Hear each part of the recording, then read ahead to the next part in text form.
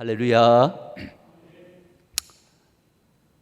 요한계시록 13장을 접어들었습니다. 자, 12장을 여러분들이 한 번 더 다시 정리를 하고 13장으로 넘어가겠습니다. 요한계시록 12장에서는 뭐에 관한 내용이 나왔느냐 하면 바로 여자와 용에 관한 내용이 나왔죠. 여자와 용에 관한, 여자는 교회라고 그랬고 용은 바로 마귀 사탄이라고 이렇게 말씀드렸습니다. 용이 보면은 여자가 아이를 낳으려고 할 때 그 아이를 낳기만 삼키려고 했습니다. 그러나 용은 그걸 실패하게 됩니다. 아이는 모든 구속의 사역을 끝내고 하늘나라로 성천에서 올라가셔 버렸죠. 그래서 사단은, 용은 이 모든 싸움에서 실패하게 되죠. 그 다음에 공중 하늘에서 영적 전투가 일어나죠. 미가엘 천사장과 그의 군대와 그 다음에 용과 그의 군대의 싸움이 일어나서 또 용이 실패하고 패배하고 하늘에서 땅으로 내쫓겨 갔던 것을 우리는 보게 됩니다. 그 다음에 이 용의 공격 타겟을 누구로 잡느냐 하면 바로 아이를 낳은 여자, 어떻게든지 그 여자를 한번 삼켜보려고 그렇게 합니다. 그래서 물을 입에서 강같이 물을 토해내는 것이죠.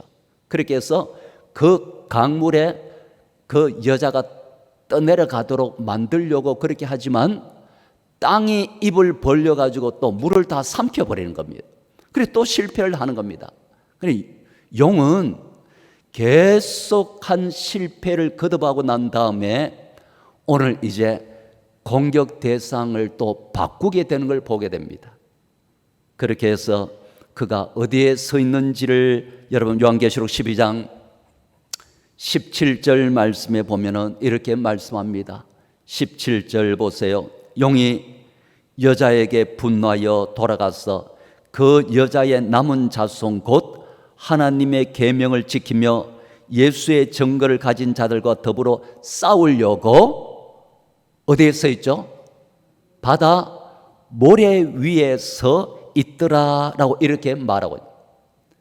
계속 실패하고 이제 마지막 와서 여기에 반드시 요들을 넘어뜨리라고 하면서 그 공격 대상으로 삼은 자가 누구냐면 바로 그 여자의 남은 자들이라 이렇게 이야기합니다.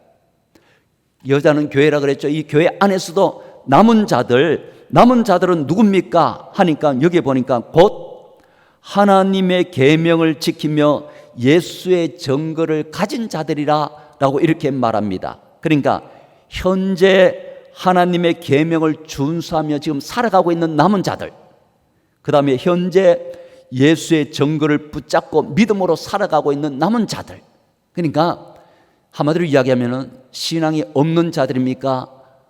믿음의 사람들입니까? 믿음의 사람들. 그러니까 이 마지막 때에 보니까 오직 믿음 붙잡고 믿음으로 신실하게 살아가려고 하는 요 대상자, 이런 자들은 어떻게 보면 마귀가 제일 싫어하는 자죠. 제일 시기하고 제일 미워하는 대상자들이 바로 이런 자들인데, 이런 자를 우리는 의인이라고 이렇게 부를 수가 있을 줄 압니다. 믿음을 붙잡고 있는 이들을 어떻게 하면은 이 용이 마지막 공격 대상으로 삼아가지고 그렇게 이제는 삼키려고 그렇게 하고 있다라고 하는 사실, 이걸 볼 때 여러분 이 말씀이 생각나죠. 시편 34편 19절 말씀에 보면은, 자, 이 말씀 잘 아는 말씀이지만 다시 한번 여러분 눈여겨 한번 보세요. 의인은 뭐가 많다? 고난이 많다라고 하는 이 말, 여러분 의인은 고난이 많으나 라고 하는 이 말씀이 마음에 들어요? 마음에 안 듭니까? 마음에 듭니까? 마음에 안 들어요? 마음에 안 들죠. 왜 의롭게 사는데, 믿음으로도 의롭게 사는데 의인에게 이 고난이 많아야 됩니까? 참 못마땅한 말씀이에요. 이런 자에게는 더 복이 많고 이 땅에 여러분 더 화려한 어떠한 이런 삶들이 주어져야 되는데 왜 의인에게 고난이 많습니까? 참 마음에 안 드는 말씀이에요, 어떻게 보면.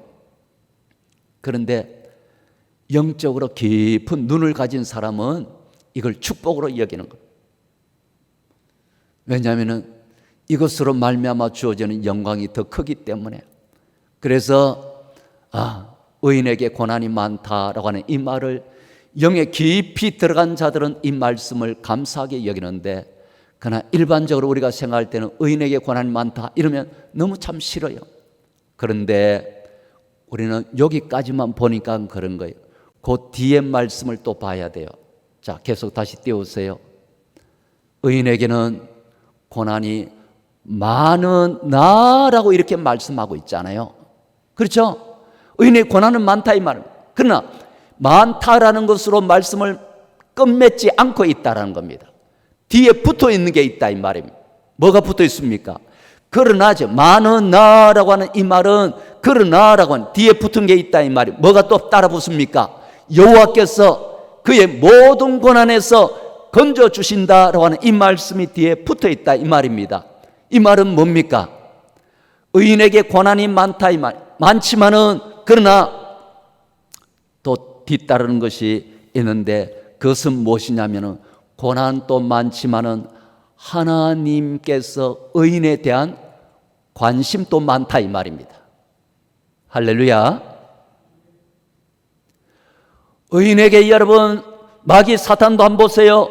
지금 공격 대상, 어떻게든지 마지막 때 공격 대상을 누구로 하냐면은 믿음 안에 신실하게 있는 자, 어떻게든지 넘어 떨려고 하니까 의인들에게 고난이 많다라고. 그러나 고난이 많지만 또 많은 게 있다. 뭐가 많습니까? 하나님께서 의인에 대한 관심도 많다 이 말입니다.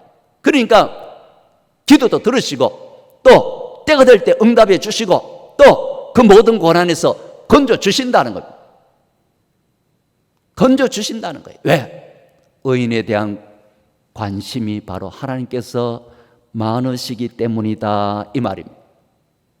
이 말씀을 여러분 붙잡고 믿음으로 여러분 살아갈 수 있기를 원합니다. 여러분, 요한계시록 12장에서는 바로 용과의 전쟁에 관한 내용이 나왔죠. 이 13장에 가서는 사실 여러분들이 굉장히 궁금해하는 내용이 나오는 장이 13장입니다. 요한계시록 여러분 13장에 뭐가 나오냐면 바로 666이란 말이 여러분 나오게 되는 겁니다. 사람들이 여러분들에게 666이 뭡니까? 라고 이런 말하면은 뭐라고 대답하실래요? 그러니까 요한계시록을 우리가 말씀을 들으면서 이런 부분을 확실하게 정리를 해야 됩니다. 자, 다시요. 정리합니다.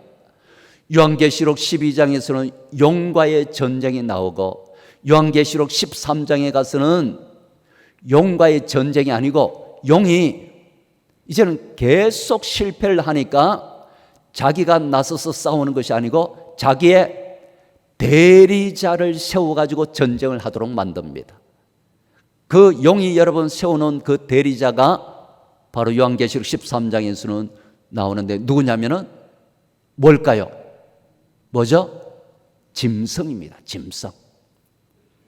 두 짐승이 나오는데, 한 짐승은 바다에서 올라오는 짐승이고 또 한 짐승은 땅에서 올라오는 짐승. 이 두 짐승을 대리자로 세워가지고 벌어지게 되는 그 전쟁이 바로 요한계시록 13장에 나오고 있다 이 말입니다. 오늘은 두 짐승 가운데 먼저 앞선 바다에서 올라오는 짐승에 대해서 말씀을 살펴보려고 합니다. 요한계시록 13장 1절 말씀에 보면은 1절 말씀 보세요. 1절에 보면 내가 보니 바다에서 한 짐승이 나오는데 뿔이 10이요 머리가 7이라 그 뿔에는 10 왕관이 있고 그 머리들에는 신성모독하는 이름들이 있더라 라고 이렇게 말하고 있습니다. 여러분, 요한계시록 21장에 가면은 사라지는 게 나옵니다. 그러니까 옛 하늘과 옛 땅과 이 모든 것은 다 사라진다라고 말씀합니다. 그런데 또 사라지는 게 있어요. 요한계시록 21장에 가면은 뭐가 사라지느냐면은 바다도 사라진다는 표현을 말씀하고 있습니다. 이 바다는 뭐길래 이렇게 바다는 반드시 사라져야 되는 것으로 말씀하느냐 이 말씀이에요. 그러니까 여기도 보면은 바다에서 올라오는 짐승, 땅에서 올라오는 짐승, 원래는 이 바다와 땅이라고 하는 것은 바로 하나님의 통치 영역인 세상을 이야기합니다. 세상을 이야기하는데, 그런데 유독 바다라고 하는 것이 영적 의미로 보면요, 이 바다에서 악의 근원이 보면 이 바다에서 올라와요. 보면. 그래서 요한계시록 뒤에 가서 보면 이 바다도 다 사라지게 된다라고 하는 말씀이 나오게 됩니다. 나중에 그때 가면은 더 상세하게 여러분 바다에 대해서 제가 말씀을 드리겠습니다만은, 자, 어쨌든 이 바다에서 올라오는 짐승, 땅에서 올라오는 짐승이라고 하는 것은 뭐냐면은 하나님의 통치하는 세상인데, 마치 짐승은 자기들이 여기를 통치하는 통치자로 생각을 하고 있는 겁니다. 그래서 자기들의 영역이라는 거예요. 그냥 여기는 다 우리 구역이라 하면서 바다에서 나오고 땅에서 나오고 그렇게 하더라라고 하는 겁니다. 이 바다에서 나오는 이 짐승의 이 특징들을 보니까 뿔이 10이고 머리가 7이라고 이렇게 말하고 있습니다. 그러니까 바다에서 올라온 짐승의 특징이 뭐냐면은 앞에 마귀 사탄을 지칭하는 용이 있잖아요. 그러니까 큰 붉은 용의 속성을 닮은 것이 바로 이 바다에서 올라온 짐승의 모습이다라고 하는, 요한계시록 12장 3절에서 보면은, 자, 여기에 붉은 용의 모습이 나옵니다. 계시록 12장 3절에 보세요. 하늘에 또 다른 이적이 보이니 보라, 한 큰 붉은 용이 있어 그도 보니까 머리가 몇 개죠? 7이고 뿔이 10이라. 그러니까 7머리 10뿔을 가진 자가 바로 용입니다. 그 용인데, 이 모습을 이 짐승이, 바다에서 올라온 짐승도 7머리 10뿔을 하고 있다. 그러니까 누구를 닮았다 이 말이, 이 짐승이 누구를 닮았죠? 용을 닮았다. 용은 마귀 사탄이잖아요. 그러니까 이 짐승이 무엇인지 모르지만은 이 짐승을 보니까 그 속성이 용을 닮았더라 이 말입니다. 그러면서 이 바다에서 나온 이 짐승은 배경은 어디서 나온 배경이냐면요, 다니엘 7장에서 나온 배경입니다. 이 다니엘 7장을 잘 연구를 하면은 짐승이 어떤 존재인지를 알 수가 있다 이 말입니다. 다니엘 7장에는 여러분 뭐가 나옵니까? 거기에 내 짐승에 관한 내용이 나옵니다. 내 짐승에 관한. 그러니까 이걸 잘 연구하면은 여기에 바다에서 올라온 짐승이 어떤 존재인지를 알 수 있다 이 말이에요. 다니엘 7장 7절 말씀에 보면은, 자, 짐승에 관한 내용이 나옵니다. 한번 보세요. 내가 밤 환상 가운데에서 그 다음에 본 넷째 짐승은 무섭고 놀라우며 또 매우 강하며 또 쇠로 된 큰 이가 있어서 먹고 부서뜨리고 그 나머지를 발로 밟았으며, 이 짐승은 전에 모든 짐승과 다르고 또 10뿔이 있더라 라고 이렇게 말하고 있어요. 그러니까 다니엘 7장에는 네 짐승에 관한 내용이 나오는데, 다니엘 7장에 나오는 네 짐승은 뭘 상징하느냐 하면요, 첫째 짐승은 다니엘서에서는 바벨론 제국을 상징합니다. 첫째 짐승이. 그럼 여러분, 이 첫 번째 짐승은 바벨론 제국을 이야기하면, 바벨론이란 나라는 하나님 앞에서 볼 때 무슨 죄를 범한 나라입니까? 하나님 백성들을 잡아다가 포로 생활하도록 그렇게 만든 나라가 바로 이 바벨론이라는 나라입니다. 이 바벨론은 두 번째 짐승에 의해가 멸망을 합니다. 두 번째 짐승은 누구를 가리키냐면 바로 메데바사라고 하는 제국입니다. 이 제국에 의해 가지고 바벨론은 멸망하게 되는 것이죠. 사라지게 되는 것이죠. 그 다음에 세 번째 나오는 짐승이 있는데, 그 짐승이 바로 헬라 제국입니다. 헬라 제국. 이 헬라 제국에는 우리가 잘 아는 알렉산더라고 하는 대왕이 나오는데, 이 알렉산더 대왕 때 네 개의 나라로 나뉘어지게 됩니다. 네 개의 나라로 나눠진 그 가운데서 누가 등장하느냐 하면 바로 우리가 많이 들었던 바로 안티오코스 에피파네스라고 하는 그런 왕이 등장합니다. 안티오코스 에피파네스 왕은 어떤 죄를 범했냐면은 예루살렘을 침략해가지고 예루살렘 성전을 짓밟은 자가 바로 이 안티오코스 에피파네스라는 왕입니다. 거룩한 하나님의 성전에다가 제우스라고 하는 신상을 거기다 세웁니다. 그 다음에 가증하게 여기는 짐승인 돼지를 하나님께서 여러분 제물로 받습니까? 안 받습니까? 안 받잖아요. 돼지를 제물로 바치게 만들고 더러운 돼지 피를 성전에다 뿌리고 하는 이런 아주 악한 죄를 범한 왕이 바로 이 안티오코스 에피파네스라는 왕입니다. 하나님의 성전을 짓밟고 하나님 백성들을 모독하고 핍박하고 이렇게 했던 인물, 이게 바로 여기 셋째 짐승 안에 거기에 들어간다라고 하는 사실. 그 다음 다니엘서에 여러분 네 번째 짐승이 나오는데, 이 헬라 제국은 누구에게 망하느냐 하면 바로 로마 제국에 의해서 멸망하는 걸 우리는 보게 됩니다. 로마 제국에서는 누가 등장하느냐 하면 바로 황제들이 등장합니다. 이 로마 황제들이 등장하는데 가장 하나님의 백성들을 핍박하고 박해하고 많은 수많은 하나님 백성들을 죽였던 그 시대가 바로 로마 시대입니다. 그래서 우리는 바로 로마 10대 박해 시대를 이야기하고 있잖아요.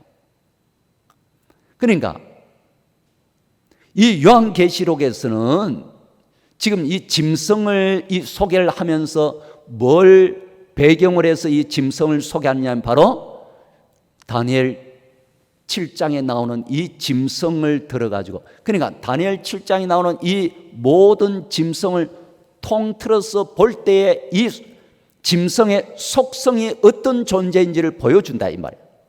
이걸 딱 통틀어 볼 때 이 짐승은 바로 이것이구나 가르쳐주는 거예요. 뭘까요? 바로 적그리스도를 보여주는 겁니다. 적그리스도. 그러니까 바다에서 올라오는 짐승은 마지막 시대에 등장하는 누구라고요? 적그리스도를 가리킨다 이 말입니다. 다니엘에 나오는 이 네 짐승의 모습은 바로 적그리스도의 속성을 보여주고 있다라고 하는 겁니다.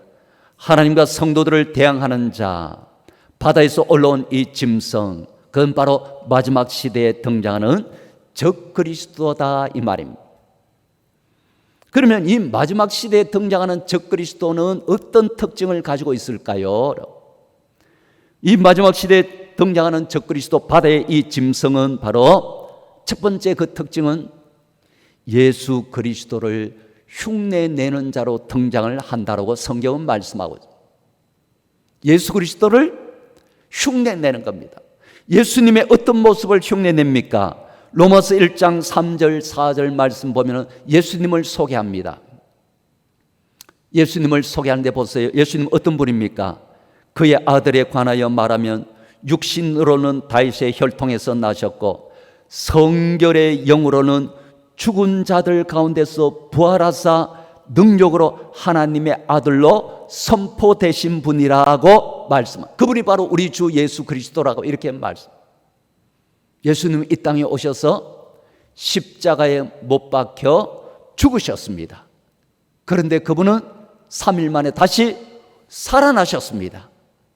이를 통해 가지고 온 세상에 그분이 바로 하나님의 아들 예수 그리스도이심을 선포하신 분이다 이 말입니다.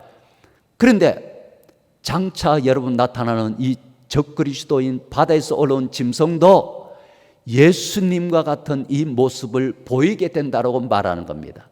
어떤 모습으로 여러분 보이느냐 하면 요한계시록 13장 3절에 보면은 자, 흉내내는 모습을 한번 보세요. 어떻게 흉내냅니까? 요한계시록 13장 3절에 보면은 적그리스도인 짐승 그가 바로 그의 머리 하나가 상하여 죽게 된 것처럼 그러니까 모든 사람이 볼 때 그 짐승이 뭐예요? 죽었다는 말이에요. 죽었는데 그 죽게 되었던 상처가 나음에 온 땅이 놀랍게 여겨 짐승을 추종하며 따르더라라고 이렇게 말합니다.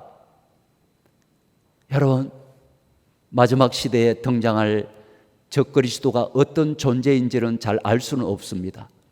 하지만 그가 보면은 표적과 기적으로 많은 사람들이 따르도록 추종하도록 만든다는 겁니다. 마치 머리가 상해가지고 완전히 깨어져가지고 죽은 자처럼 죽었다고 생각했는데 기적적으로 다시 일어나더라 이 말입니다. 사람들은 여러분 보면 마지막 때에 말씀의 진리를 따르기보다도 표적을 따르게 된다고 성경은 말씀하고 있습니다. 표적을 따른 자들은 망하게 된다고 말씀합니다. 여러분, 여기에 적그리스도도 표적을 나타내는 거예요. 기적과 이적과 이런 걸 나타내니까 사람들이 이 모습을 보며 많은 사람들이 적그리스도를 따르게 된다고 말하고 있는 거예요. 꼭 예수님의 모습을 흉내내는 그런 모습을 보이게 된다고 말하고 있는 거예요. 그러니까 여러분 기억하시기 바랍니다. 말세 시대에는 뭘 따라가면 안 된다고요? 표적을 따라가면 안 됩니다. 뭘 따라가야 살 수 있다고요? 진리입니다. 진리의 말씀. 이걸 꼭 기억하시기 바랍니다. 이런 표적과 능력을 통해 많은 사람들을 미혹해가지고 적그리스도를 따르도록 그렇게 한다 이 말입니다. 많은 사람 따라가서 결국은 멸망합니다. 나중에 가면 여러분 짐승들은 다 불못에 다 떨어져 죽습니다. 뒤에 가면 심판받아 다 죽어요. 그들만 죽습니까? 짐승을 따른 자들도 다 죽습니다. 그러니까 말세 시대는 여러분 기억하셔야 됩니다. 절대로 표적을 따라 누가 여러분 죽었다가 살아나고 어떤 죽은 자를 살렸다 하는 이런 표적을 본다 할지라도 그것 따라가면 안 되고 우리는 따라가야 되는 거 오직 진리의 말씀을 따라가야 된다는 걸 믿으시기를 축원합니다. 우리 백안의 모든 성도님들은 오직 진리의 말씀 붙잡고 믿으면 그래야 승리자가 될 수가 있습니다. 이를 통해서 많은 추종자들이 생기게 된다라고 그렇게 말씀을 하고 있다라고 하는 겁니다. 신약 성경에도 보면은 예수님께서 예루살렘 입성하실 때 보면 그때 유대 유월절 지키기 위해 모인 사람이 기록상 보면 한 270만 명 정도 된다. 어마어마하게 모이는 거죠. 예수님께서 예루살렘 입성하실 때 표적과 기적을 일으키신 예수님을 왕으로 모시기 위해서 거기에 여러분 자기의 겉옷을 깔아가지고 나귀 타고 입성하도록 만들고 호산나 호산나 외치면서 그렇게 하던 그들이 능력의 예수님이 아니고 십자가에 죽기 위한 어떠한 이런 분으로 오셨다는 힘없는 메시아인 걸 알고는 여러분 그들은 전부 다 바뀌게 됩니다. 예수를 죽이라고 바뀌게 되는 거예요. 왜? 표적을 따라가면 그렇게 된다 이 말이에요. 진리의 말씀을 따라가야 되지 표적을 따라가서는 결코 살 수가 없다라고 하는 사실을 깨달아 알아야 한다 이 말씀. 그리고 이 적그리스도의 특징이 뭐냐면 바로 하나님을 비방한다라고 말하고 있습니다. 하나님을 비방한다. 요한계시록 13장 6절 말씀에 보면 그렇게 말씀합니다. 계시록 13장 6절에 보면은 짐승이 입을 벌려 하나님을 향하여 비방한다라고 해요. 비방하되 그의 이름과 그의 장막 곧 하늘에 사는 자들을 비방하더라라고 이렇게 적그리스도가 등장해가지고 여러분 하나님을 직접 비방하는 게 아니에요. 그러면 누구? 하나님의 백성들을 괴롭히고 백성들을 비방하고 백성들을 표적해가지고 이렇게 힘들게 하는 적그리스도가 그렇게 하는 것을 하나님 입장에서는 예수님 입장에서는 하나님의 성도들을 괴롭히는 것이 곧 나를 괴롭힌 것이라고 여기신다 이 말입니다. 우리가 잘 알듯이 바울이 다메섹으로 갈 때 다메섹 도상에서 예수님을 만나잖아요. 예수님 만났을 때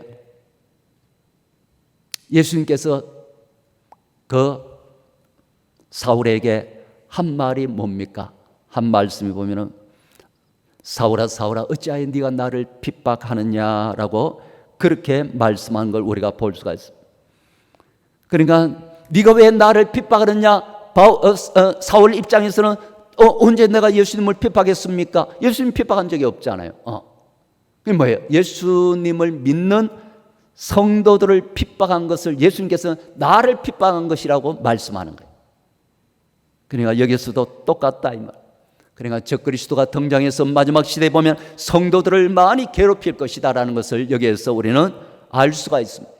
이것을 그러니까 우리가 당하는 이 고난은 고통은 오히려 예수님께서 당하시는 고통이라고 이렇게 말씀합니다. 그 다음에 여러분 이 적그리스도의 특징이 뭐냐면은 성도들과 싸워서 이기게 된다라고 말씀하고 있습니다. 이 말은 자 이상하죠? 성도들과 싸워서 이긴다. 이 말은 반대로 이야기하면 성도들이 패한다라고 하는 이 말이 되는데, 자 요한계시록 13장 7절에 보면은 그렇게 말씀합니다. 7절 말씀에 보면은 또 권세를 받아 성도들과 싸워 이기게 되고라고 이렇게 말하고 있죠. 각 족속과 백성과 방언과 나라를 다스리는 권세를 받으니라고 이렇게 말합니다. 앞에서 여러분 볼 때 용이 여러분 싸움에서 이겼어요? 패했어요? 패했습니다. 계속 모든 영적 전투에서 용이 패했는데 용의 하수인인 이 짐승이 이 전쟁에서 이긴다라는 말이 더 우리는 이해가 안 되죠. 그러나 이 이김은 착각적인 이김입니다. 무슨 말이냐 하면은 자 이기긴 이기는데 뭘 어떻게 이기는 것인지 한번 봅시다. 요한계시록 13장 8절 말씀에 보면은 자 8절을 보세요. 죽임을 당한 어린 양의 생명책에 창세 이후로 이름이 기록되지 못하고 이 땅에 사는 자들은 다 그 짐승에게 경배하리라 라고 이렇게 말하고 있습니다. 자 보세요. 지는 자 졌어, 전쟁에서 졌어 짐승을 추종하게 되는 사람들이 누구냐라는 거예요. 누구죠? 여기서 누구라 그러죠? 어린 양의 생명책에 기록된 자들입니까? 기록되지 못한 자들입니까? 못한 자들이에요. 이들이 여러분 다 짐승을 추종하고 표적 보고 따라가고 이렇게 하지만 이런 자들은 전부 다 어린 양의 생명책에 기록되지 못한 자들이라 이 말입니다. 그들이 패배해가지고 짐승을 추종하지만 이걸 여러분 승리라고 말할 수 있습니까? 말할 수 있어요? 없어요? 없죠. 반대로 이야기하면은 어린 양의 생명책에 기록된 자들은 패합니까? 오히려 승리합니까? 그들이 승리하는 거예요. 패하지 않는다는 거예요. 그러니까 성도들 마치 이기는 것처럼 이야기하지만 그러나 이것은 진정한 승리가 아니고 바로 어린 양의 생명책에 기록되지 못한 자들만이 패배하고 저들을 추종하는 것이지 기록된 자들은 넘어지지 않는다라고 하는 사실.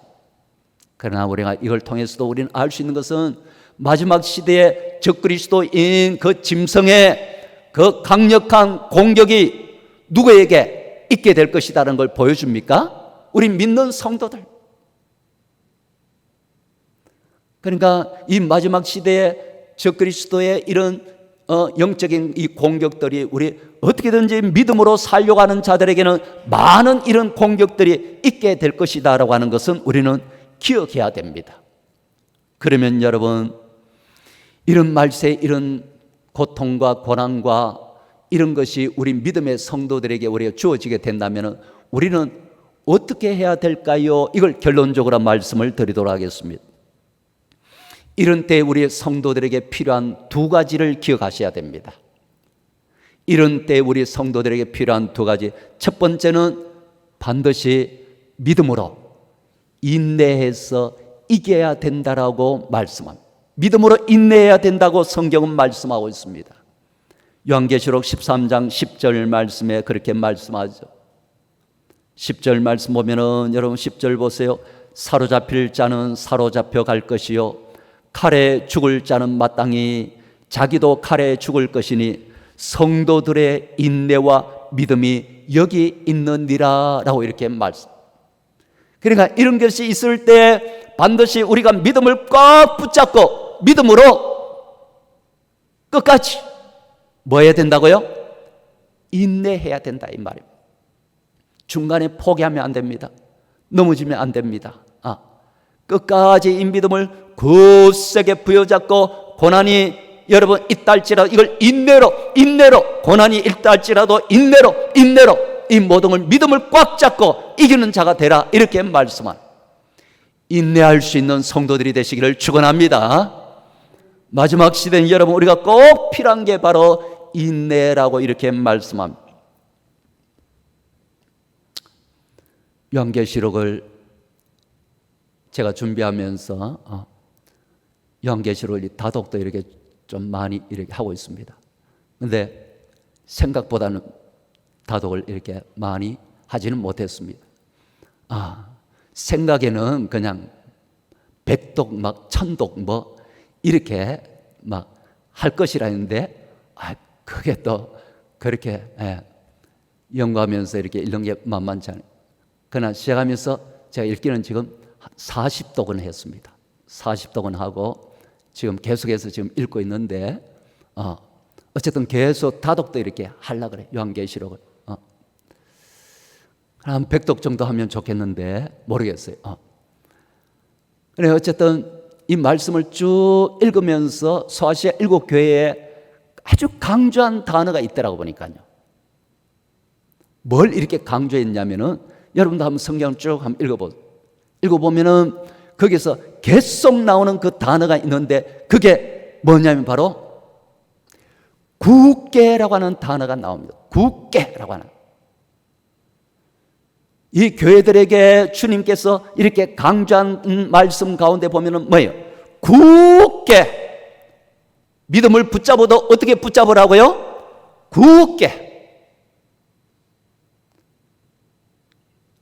굳게라고 하는 이 단어가 많이 나와요. 그러니까 여러분 이 마지막 시대에 특별히 이 모든 소아시아 7교회에다가 이 말씀을 주셨다는 것은 오늘 우리 모든 성도들에게 이 말씀을 주셨다는 것이잖아요. 그러니까 여러분 우리가 축복만 바라보고 마지막 시대는 축복만 바라보고 살아야 되는 시대가 아니에요. 우리에게 고난이 있다라는 것을 고난의 신앙을 가지고 살아야 돼요. 축복의 신앙을 가지고 살면 안 돼요. 말세 시대에. 그러니까 이런 것이 있을 때에도 우리가 오늘 말씀에서는 인내라고 하는 이 단어를 강조하고 성경 전체를 볼 때는 굳게라고 하는 이 단어를 강조하고 있다는 것.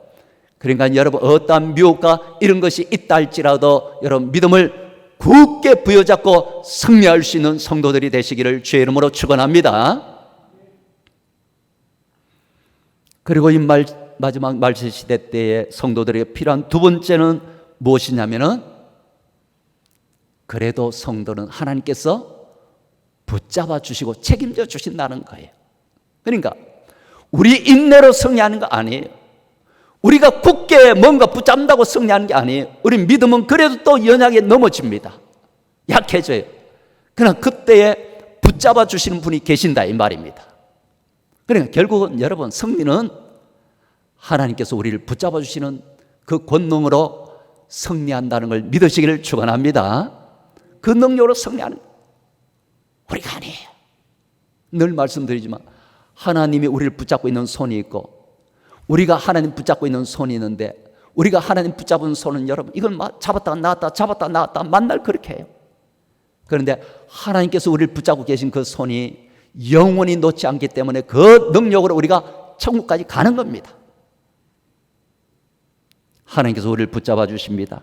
요한계시록 13장 8절에 봤던 말씀 다시 보면은 여기에 보니까 이렇게 말씀합니다. 죽임을 당한 어린 양의 생명책에 창세 이후로 이름이 기록되지 못하고 이 땅에 사는 자들은 다 그 짐승에게 경배하리라라고 그랬죠. 다 짐승에 경배하리라. 이게 마치 뭐예요?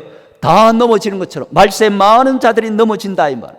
그러면 말세에 여러분 짐승을 따르고 넘어지면은 이런 자들에게는 장사도 마음대로 할 수 있어서 복을 받습니다. 물질적인 복을 받아요. 그냥 물질적인 복 받는다고 말세 시대 신앙 좋은 게 아니다 이 말. 무슨 말인지 아시겠죠? 오히려 여러분 로마 시대에 보면은 장사를 마음껏 해서 돈 벌었던 사람들은 전부 짐승을 추종한 자들이에요. 그들에게는 어려움도 없습니다. 그러니까 다 짐승에게 넘어지더라 하는데, 그런데 어린 양의 생명책에 기록되지 못한 자들이 다 넘어지는 거예요. 반대로 어린 양의 생명책에 기록된 자들은 어떻게 이기든지 다 이기게 하신다 이 말입니다. 안 넘어진다 이 말입니다. 뭐예요? 이게 바로 하나님이 붙잡아 주시는 걸 이야기하는 거예요. 어린 양의 생명책에 기록된 자들은 하나님께서 붙잡아 주시고 그렇게 해서 그 능력으로 이기게 된다 이 말입니다. 그러니까 부족해도 하나님께서 우리를 붙잡아 주고 계시는 것이 있다라고 하는 걸 아시라 이 말입니다. 그런데 여러분 여기 보면은 생명책에 보면은 앞에 붙은 말이 있죠. 생명책은 그냥 생명책이 아니고 여러분 8절에 보면은 생명책은 생명책인데 그 앞에 붙어 있는 관용어가 붙어 있잖아요. 뭐가 붙어 있습니까? 뭐냐면 죽임을 당한 어린 양의 생명책이라고 말하는 거예요. 그래서 이 생명책은 여러분 이 말씀은 어린 양의 죽음으로 말미암아 생명을 얻을 수 있었다는 걸 이야기하는 거예요. 뭘 통해?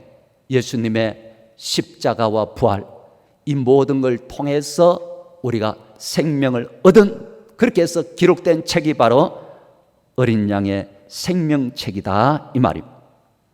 이런 자들은 그러니까 다른 말 한마디로 이야기하면 예수 그리스도를 믿는 자들, 이런 자들은 어린 양의 생명책에 이미 기록된 자들이고 이런 자들은 하나님께서 붙잡아 주시고 지켜주셔서 결국 이기게 된다라고 말씀하고 있는 겁니다.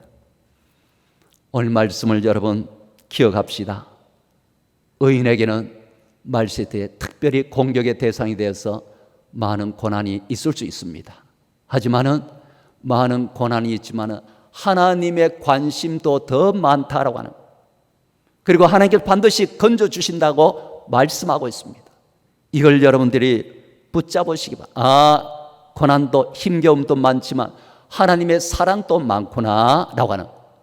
그리고 여러분 이 고난에는 반드시 비교할 수 없는 영광이 기다리고 있다고 성경은 약속하고 있습니다. 그러니까 이 마지막 시대에 여러분 인내와 굳게라고 하는 이걸 부여잡고 믿음으로 여러분 실패자가 아니고 이 믿음으로 잘 승리하는 승리자가 되시기를 주의 이름으로 간절히 축원합니다.